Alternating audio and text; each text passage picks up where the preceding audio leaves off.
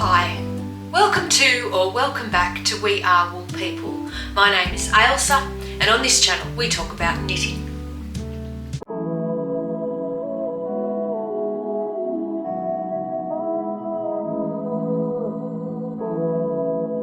Nice to see you again.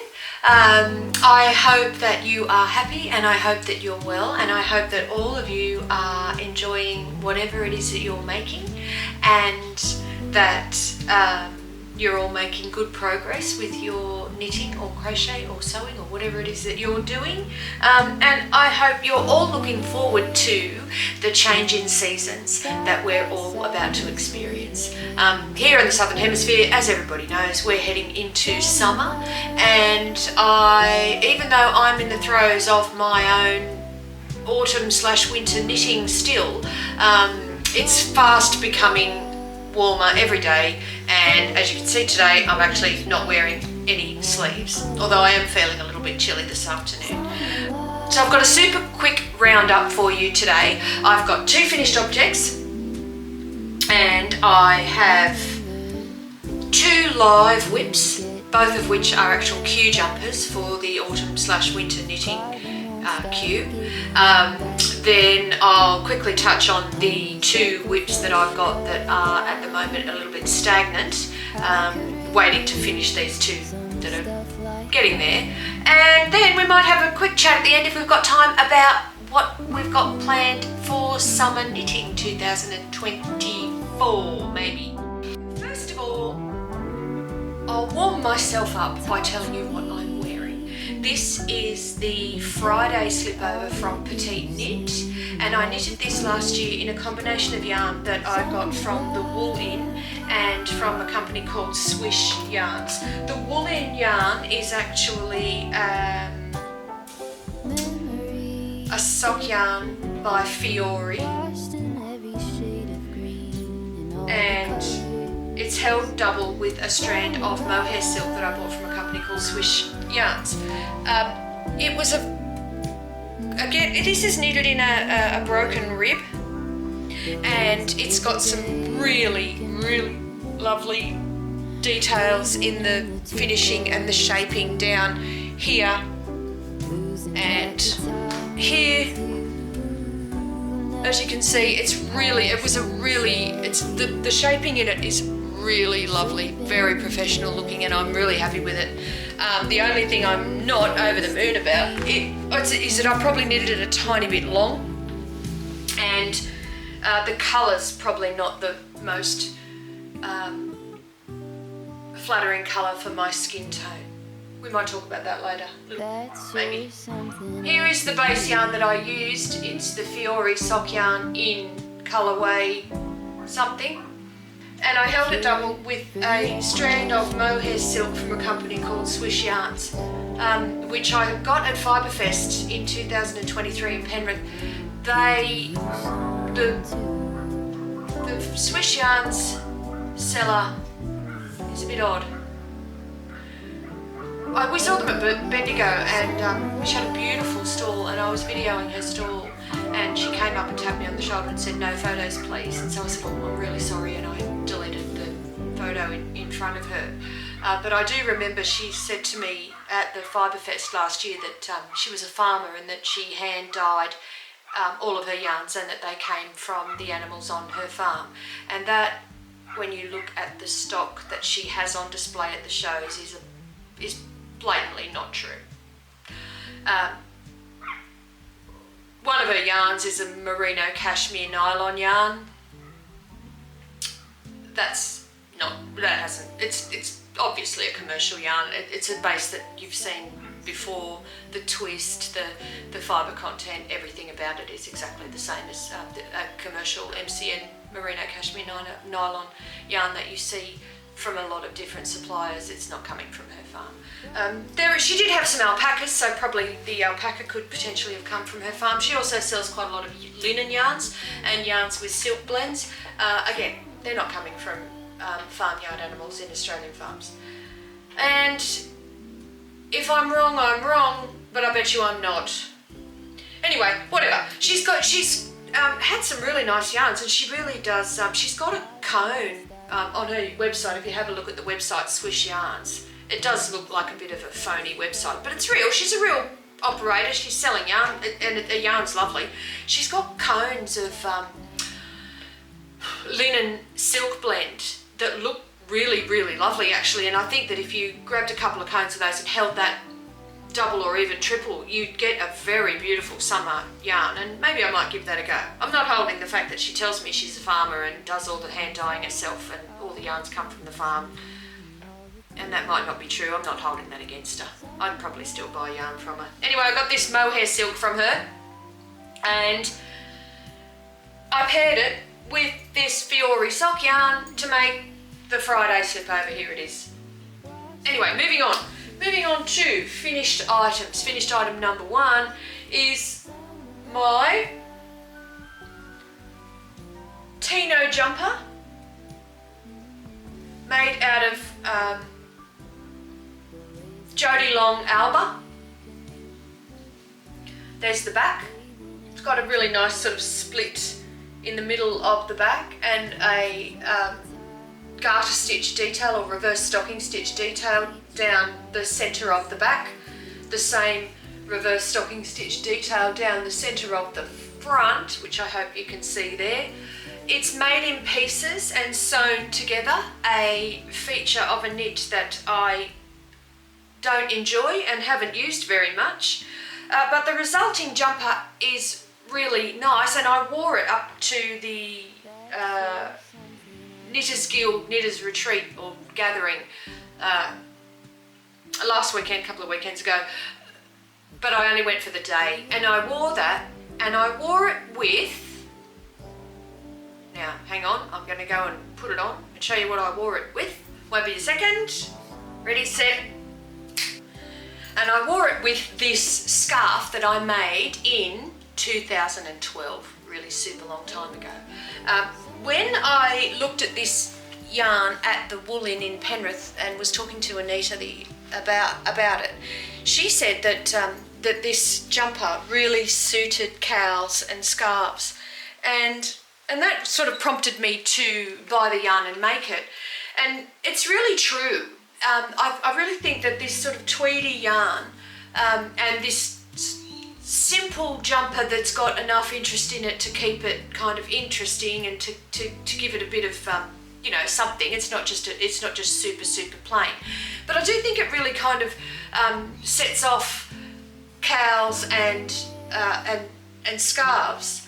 And I got this one out of the cupboard because I've noticed lately that the Noro yarn is really having a comeback. I've seen a lot of it on vendor stalls at a couple of shows that I've been to recently, and I've seen a lot of it out there on the YouTube channels and out there generally on the internet. And I think that Noro yarn has always been known for its self-striping yarn and its interesting fibre combinations and its sort of Japanese aesthetic, obviously being a Japanese yarn. Although funnily enough, you don't see it as much in Japan as what you might think. Having said that, I made this in 2012 from a Noro yarn called Silk Garden, which is still available now, and I'm pretty sure that this is the Silk Garden sock, the finer gauge one, not the Silk Garden, which is actually, I think, a worsted weight or a heavy DK weight. Now this pattern is called Windwood by Heidi Kiermaier. And in 2012, before Stephen West was so huge and very, very popular, and before he really developed himself as a really sort of avant-garde, very interesting and quirky shawl designer, there were other designers that were doing similar things. Now this is a really interesting knit, and it is a very, very unusual shape. You start in the corner and then you increase up one side for a little while, and then you do some sort of transitions between garter stitch and stocking stitch, and you also do some decreases in the middle and some increases here and there to give a really, I mean, it's not even a shape. really. And she describes it as being as a series of blocks, as a modular kind of knit with shapes that are joined together in a contiguous and seamless way.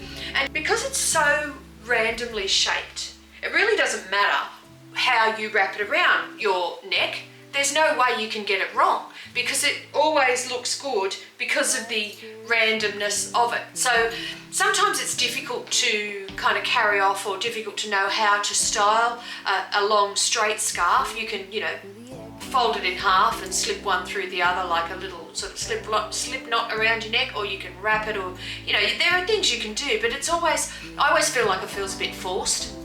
But I find it difficult to wear scarves, A, because of my really short height, but also because I like to look relaxed and kind of effortless, and I always think that if I've got something wrapped around my neck, it always looks sort of forced. Whereas I think that this is, it gets away from that kind of problem because it's so random that no matter what you've done with it, it kind of always looks effortless, or maybe it always looks sort of messy, and that helps. But in any case, it's called Windward, and I knitted it in 2012 out of Silk Garden sock. And when I finished the Tino, I actually did find that I thought they looked good, and so I wore them together when I went up there, and it was a beautiful day and we had fun, and Donna and I knitted on our Pohjolas together. Anyway, this Windward, very old finished object. This this Jody long Alba Tino. Nice shaping on the sides, something a little bit interesting in the back, and all in all a really good knit. Actually, I did this in only 3 balls of yarn, so that was good, wasn't it? I did have to shorten the sleeves quite a bit. I've got a picture somewhere which I'll pop up if I can find it of me holding the sample that inspired me to make this one up at the market day up at the New South Wales Knitters Factory. So that is finished object number 1. Finished object number 2. Love it or hate it, my Levitate wrap is finished. I don't know if this is going to work. Levitate wrap, by my favourite things. I ended up putting a flower button on the Levitate wrap, and I had enough yarn to finish both sleeves. So there they are, both sleeves, and there is the rest of the Levitate wrap. What can I say about it? Let me move this chair and I'll stand back here and I'll show you what it looks like. What can I say about it? It's a love-hate relationship that I'm having with this Levitate wrap, because some days, no, I don't love it and I don't hate it. I have worn it. It's really warm and cozy, and I have worn it, but I don't think I would ever wear it out of the house.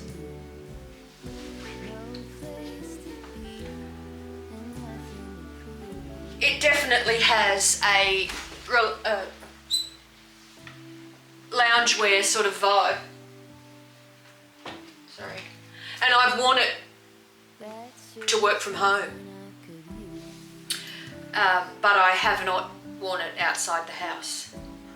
One thing I do think about it though is I actually do think that the shade of beige that I've knitted it in is actually a good colour for me, and I do really like the colour in particular on me. And I don't know, sitting here in the viewfinder, it looks alright. But it's a shame. I think I had too much invested mentally in it, and I really thought it was going to be something that was going to make my heart sing, and it kind of doesn't, and it's a bit disappointing. But it's finished, and that means that there was capacity there for me to begin another knit. Now, I showed you the progress of this knit a while ago, and it's come along a little further, and the whip that I'm talking about is Sari Nordlund's Poetria.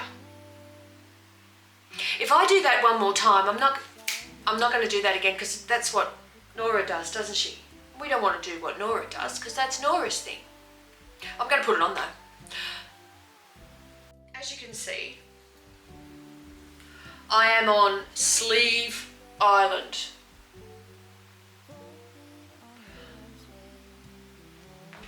I've finished one sleeve with a lot of stitch markers under there, so that I make sure that I knit the other sleeve the same length. The motif for this lace pattern,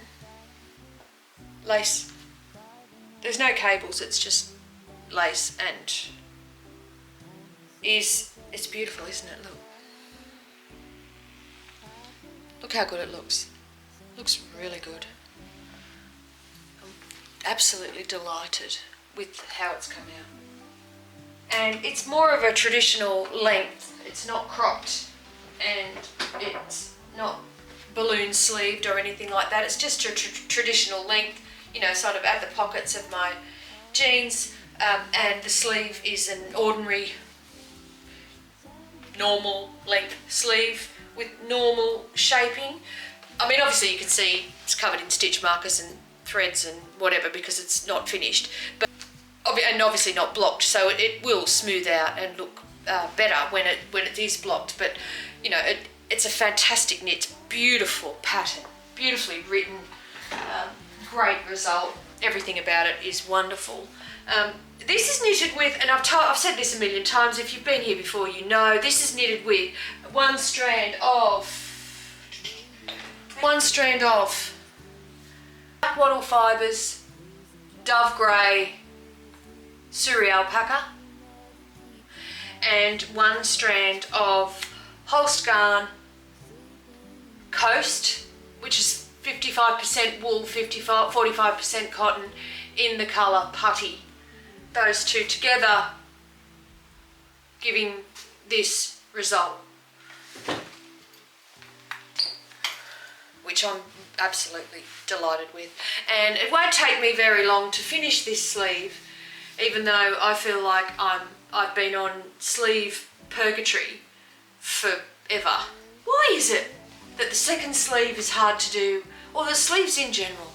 I don't know, I find sleeves, I think I know what it is. I think what it is that you get that really hurry up excitement to finish your project, and because of that every stitch is a slog. You're desperate to finish it, and I think that sometimes at the end of projects I find that I lose my enjoyment for them in my desperation to really get it finished. But this one should be finished hopefully this week, which will then free up my time to work on the final two autumn/winter knits that are going to be, that I wanted to finish for this year. Luckily those other two are a bit lighter, so they're probably going to be okay for transitional pieces. But here we go. The year of Sari Nordlund. I've knitted 3 Sari Nordlund patterns this year, and this is the second one. This is the Poetria, the Sari Nordlund Poetria. Now, I'm assuming that if you're here, you haven't been living under a rock, and you do know that the Poetria jumper is part of a series of items that Sari's designed with this particular motif in them.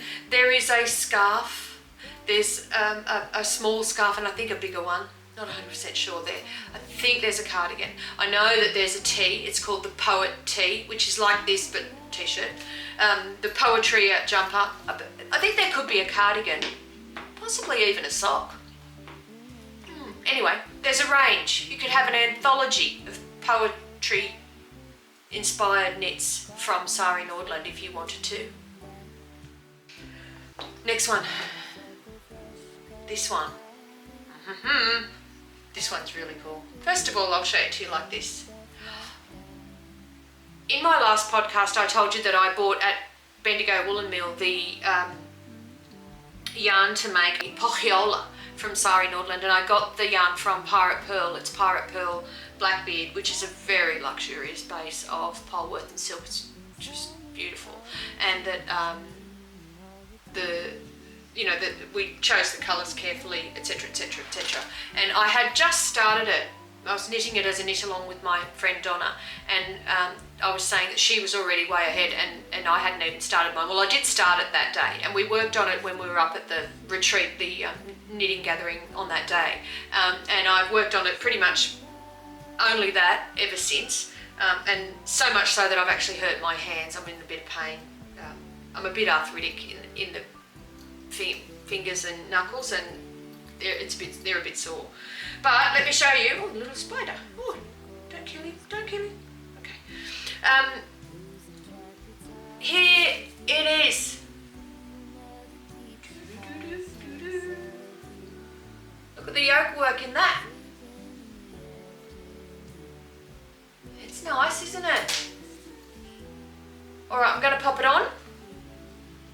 At the risk of losing the stitches that I've got down there on the bottom band, which I'm sure I'm going to lose some of them, I'm going to pop it on and show you anyway. Ready? Those stitches just came, heaps of those stitches just came off that needle. Oh my god. Oh god. Alright. Alright, hundreds of stitches just came off that needle.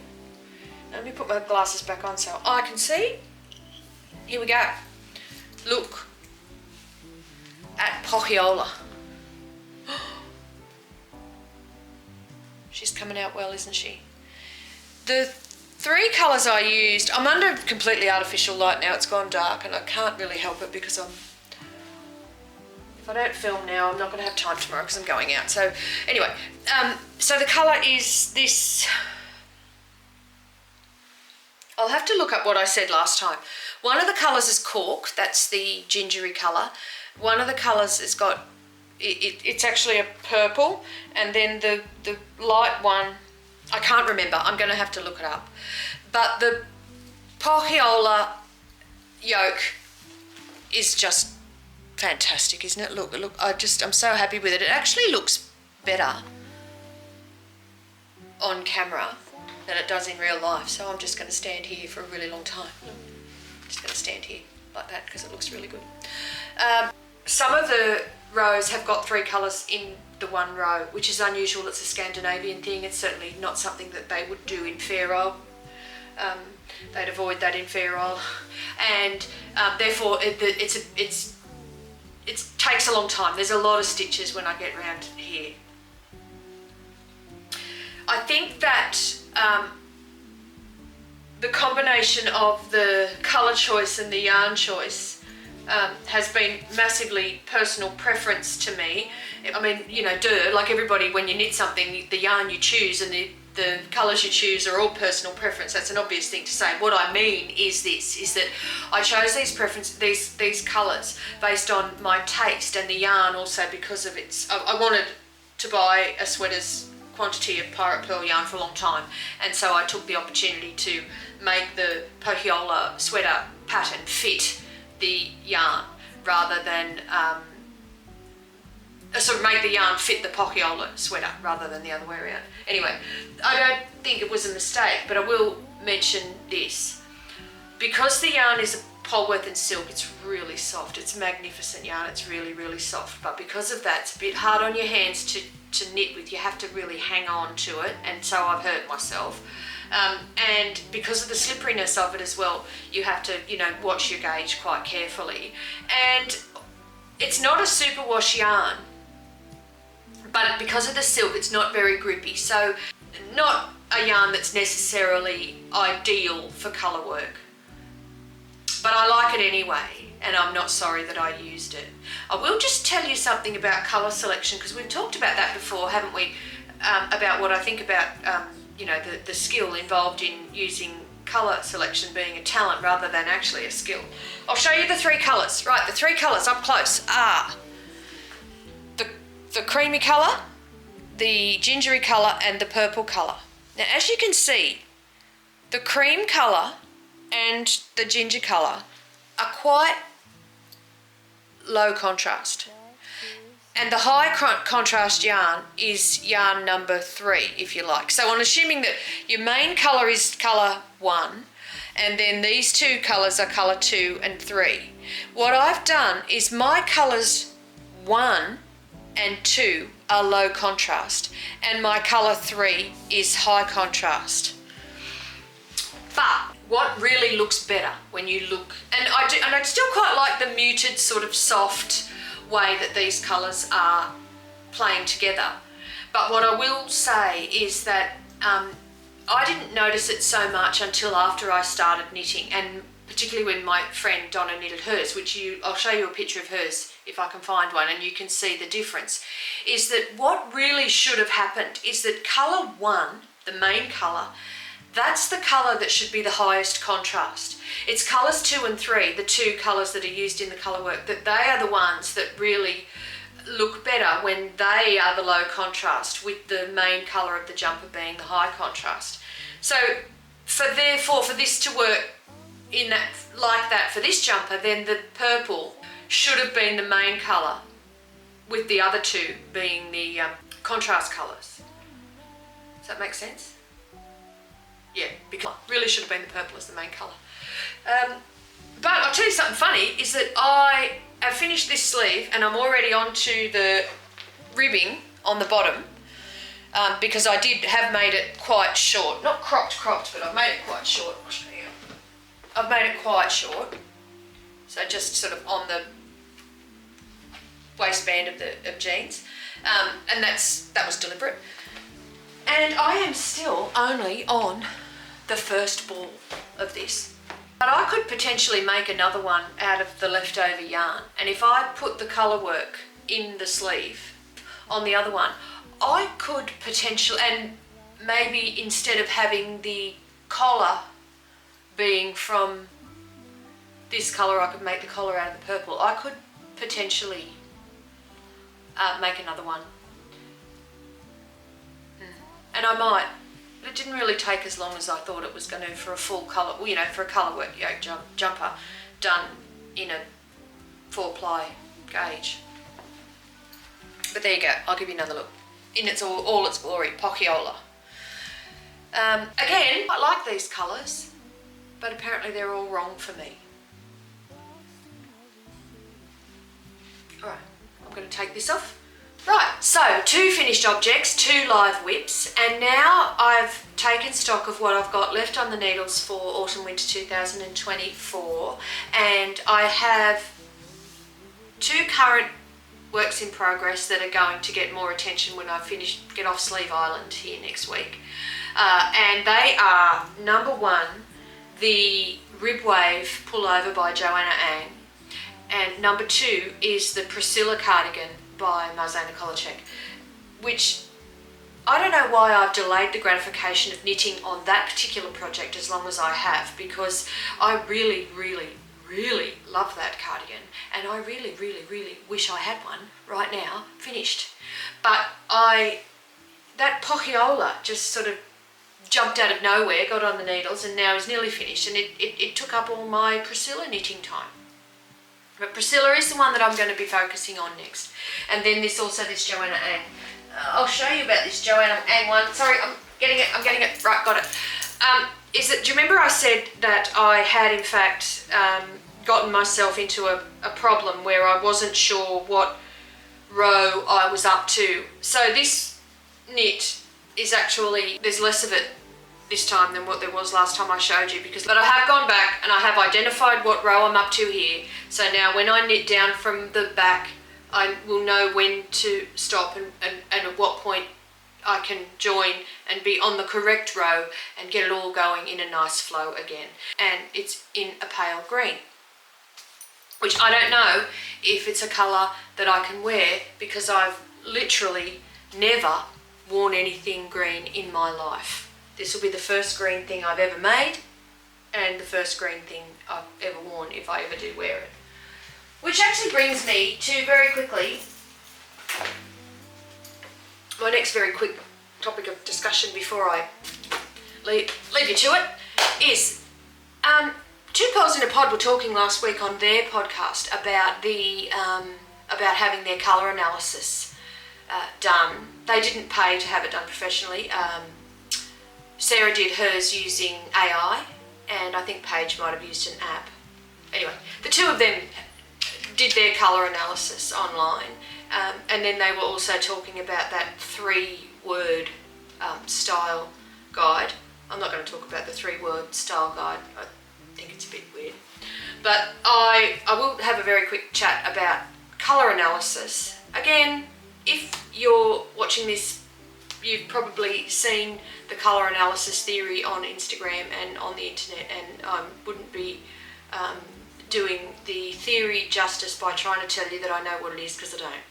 But what I will say is this, is that what you're supposed to do is they reckon that you can analyse your skin tone, your eye colour, your hair colour, and the contrast between those things to formulate what they think is your colour type, and they equate it with the seasons, with the 4 seasons. From that they can tell you what colours you should and shouldn't wear. Well,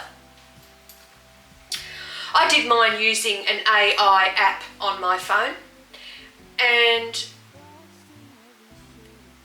everything I wear is wrong. Everything. Every colour I like, not what I should be wearing. Apparently, I look terrible. Anyway, maybe I do, I don't know. But what I will say is this, is that it also, the colour that it came and told me that I would never have thought it. I had myself all wrong. I would have said I was warm skin toned. They said that I was cool skin toned. I would have said that I think gold looks better on me than silver. They said that silver looks better on me than gold, but I never wear silver and never have. And that apparently I should always be wearing cool toned things, not warm toned things. Which, that means that this is a yes, right? That this is a hard no because it's warm. That this is a no because it's warm. This is a yes because it's cool toned. That green thing would probably be a yes. And all of these, my favourite treasures, all of them, is a no. And a no. And a no. And all of my beautiful pinks and everything. And this, in fact, also is a no. And I find that very upsetting. So my takeaway from having my own colours done, or getting the AI tool on my phone to do my colour analysis, my takeaway is I don't like it, I'm ignoring it, and I'm just going to wear whatever I want. And I think you should do the same, because who's going to let some silly AI app tell you what looks good and what doesn't look good, or if it even matters? Just wear the colours you like that give you joy, and that'll make you look good because you'll be smiling when you wear them, right? Alright then, my lovelies, thank you so much for coming and joining me again today for another episode of We Are Wool People. We're really heading towards the end of the season now, aren't we? So we're nearly ready for a mid-season / transitional season pattern roundup. A couple of things that I do think that are going to be on the radar for summer this year, just super quick, is one of them is the vest, the Mochi Knits vest. Get yourself one of those, because I've noticed as the weather's warming up that there's a lot of those around, you know, street style fashion wise, a lot of vests with either ties or buttons, and I'm looking forward to it, a Sabai top. Me and 1,000 other people are going to make the Sabai top, and I'm going to make it in this creme morning salutation in this colour that is a warm pumpkin colour, which is all wrong for my cool, well, what am I? I'm a light summer apparently, and that is not a light summer colour. Gonna make it anyway because I really like it. So yeah, but on that note, I'm gonna love you and leave you. So thanks very much again for hanging out with us today. We've nearly got 500 subscribers, so if you haven't subscribed, subscribe, because when you do, when I get 500 subscribers, which is astounding to me, I mean, I think that's going to be so wonderful. When I get 500 subscribers, I'm going to do a giveaway of one of these tins of knitting accessories and notions, and in this tin are quite a few little goodies. There's some scissors, a tape measure, stitch markers, there are darning needles, there is a several stitch markers of different sizes. There's a little fancy cable needle. There's a couple of groovy stitch stoppers, and when I get to 500 subscribers, I'm going to give one of these little nifty tins away. So please subscribe, and I look forward to seeing you next time on We Are Wool.